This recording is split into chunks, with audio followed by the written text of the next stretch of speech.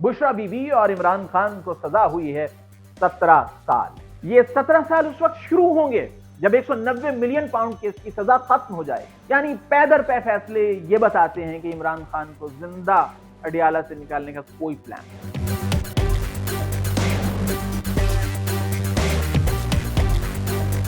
इमरान खान जिस माहौल में कैद हैं, इस बारे में अक़वाम मुत्तहिदा क्या कहता है, पीटीआई का रद्द अमल क्या है। हार की कीमत थी 80 मिलियन और 2.9 मिलियन में यह हार रख लिया गया। यह है इमरान खान पर इल्जाम। पीटीआई ने स्पेशल अदालत को कैंगरू कोर्ट क्यों कहा?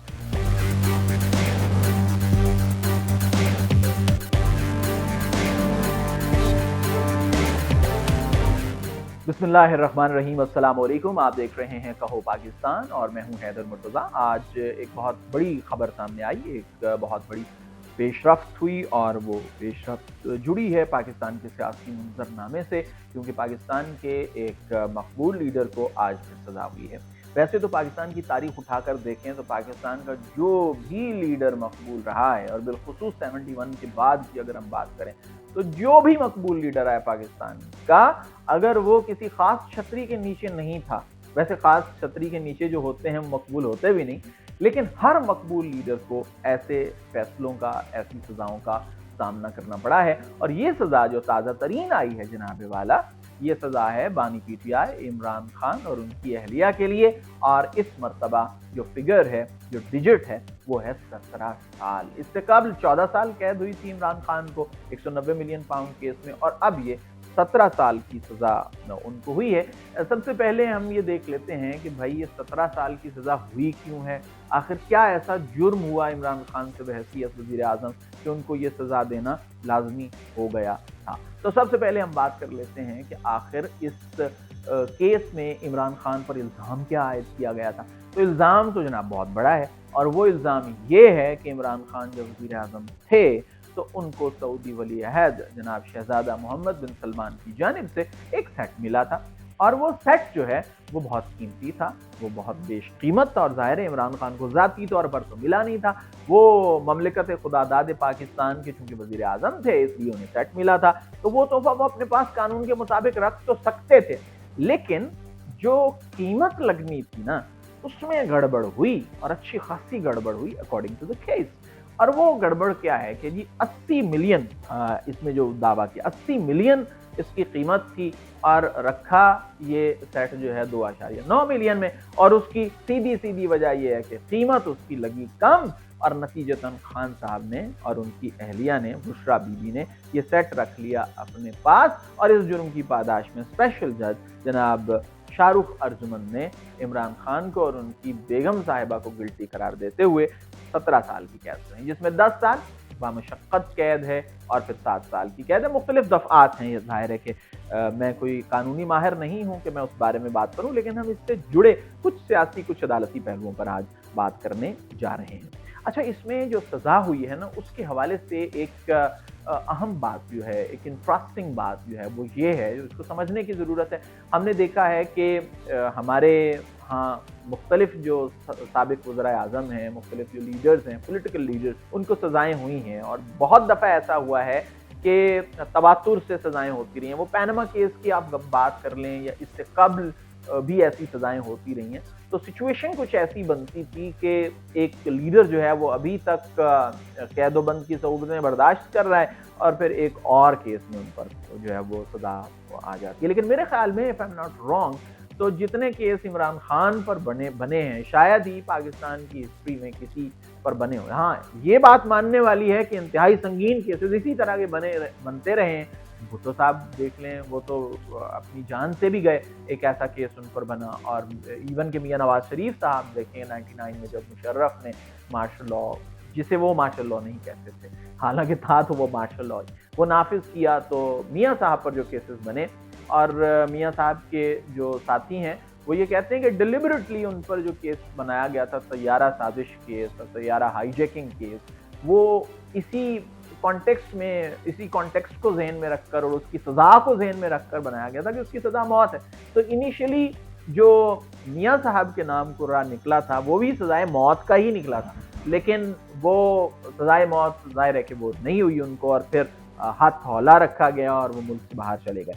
तो ये भी कहा गया है कि जो इस वक्त उनको सजा हुई है इमरान खान साहब को, तो पहली जो सजा 14 साल की वो भुगत रहे हैं ना, उसके साथ ये सजा काउंट नहीं होगी। हमने माजी में ये देखा है कि ऐसा होता रहा है कि एक सजा हुई और फिर उस सजा को भुगतने के बीच में एक और केस में सजा हो गई, तो वो इकट्ठी चलती थी वो सजाएं, तो वो एक साथ पूरी हो जाती थी।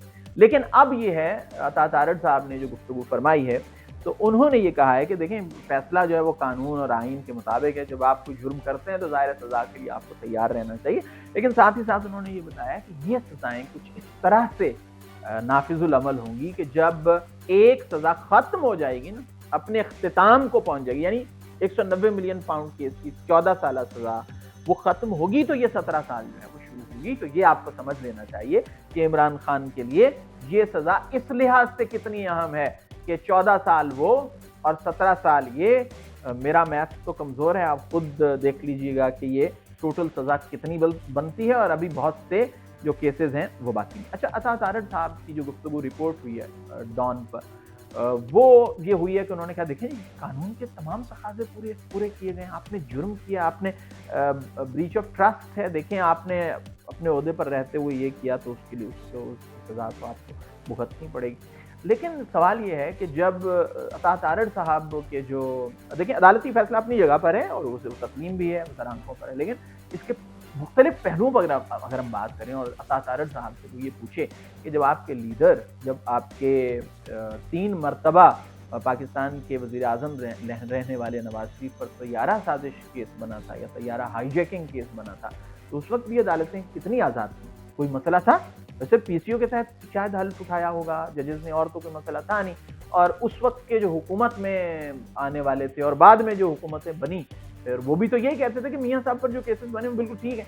यहाँ तक कि 2017 में और उसके बाद जो आपके लीडर के साथ हुआ है, उस वक्त भी यही अदालतें थी। तो उस वक्त तो वो अदालतें बिल्कुल ठीक फैसले नहीं कर रही थी, और अब ये ठीक फैसले कर रही हैं। ये एक डायकोटमी है जो पाकिस्तान के जो लीडर्स हैं, जो पाकिस्तान के वज़रा हैं, जो पाकिस्तान के सियासतदान हैं, उनकी गुफ्तगू में हमें दिखाई देती है।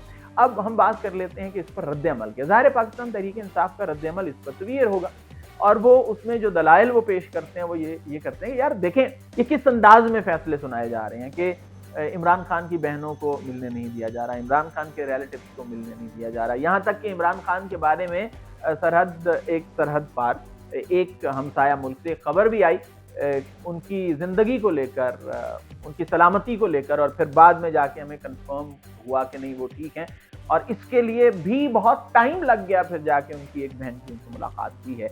तो ये जो सॉलिटरी कन्फाइनमेंट की बातें की जा रही हैं, जो महदूद रखने की उनको बातें हो रही हैं, उनके साथ किसी को मुलाकात और राबिता रखने की इजाज़त नहीं दी जा रही, ये एक चीज़ है जिसका पाकिस्तान तहरीक इंसाफ ने हवाला दिया। इसके साथ साथ सलमान असलम राजा साहब ने कहा कि जो विटनेसेस थे इसमें, और जाहिर है उनका इशारा जो है वो सुहेब अब्बासी और इमरान खान के साबिक पर्सनल सेक्रेटरी इनामुल्लाह शाह के हवाले से था कि वो इनाफ नहीं था, इनाफ एविडेंस नहीं था, क्रेडिबल एविडेंस नहीं था कि जिस पर ये फैसला जो है वो सुना दिया गया और इतनी बड़ी सज़ा भी दे दी गई है। और इसके साथ साथ मैंने सज़ा का चूंकि जिक्र हो गया, तो अदालत ने ये भी कहा है कि अभी तो सज़ा कम हुई है क्योंकि इमरान खान बुजुर्ग हैं और बुशरा बीबी जो हैं वो खातून हैं, तो उनको ये लिवरेज दिया गया है, लीनियंट रहकर सज़ा दी गई है, यानी ये लीनियंट रहते हुए सज़ा दी गई है। अब जो पीटीआई के इल्ज़ाम हैं उनमें सबसे ज़्यादा जो जिस चीज़ पर एम्फसिस है उनका वो ये है कि ये फेयर ट्रायल नहीं है।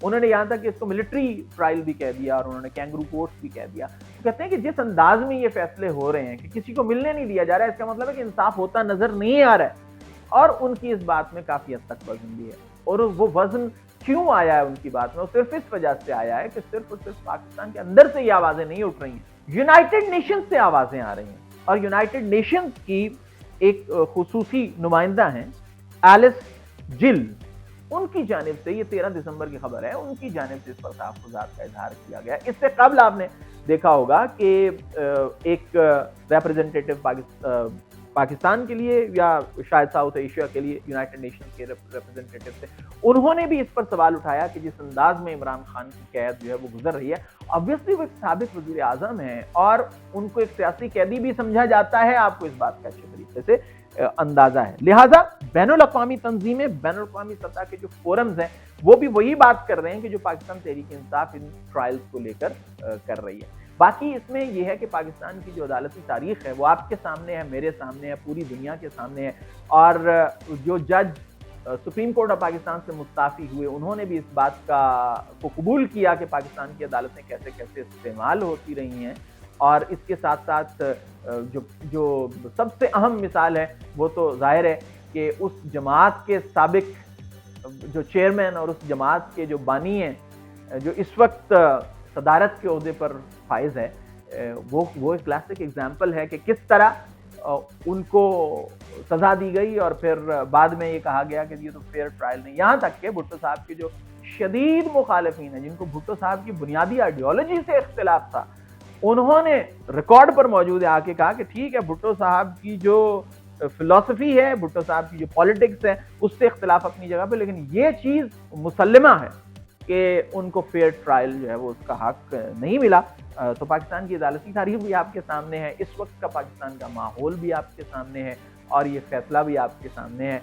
तो असल फैसला तो आपने करना है, हम तो सिर्फ आप तक वो बात पहुंचा सकते हैं वो जो हुई है और उस राय के बारे में आप यकीनन कमेंट्स में हमें बताएंगे। इंशाअल्लाह अगली वीडियो में आपसे फिर मुलाकात होगी, तब तक के लिए खुदा हाफ़िज़।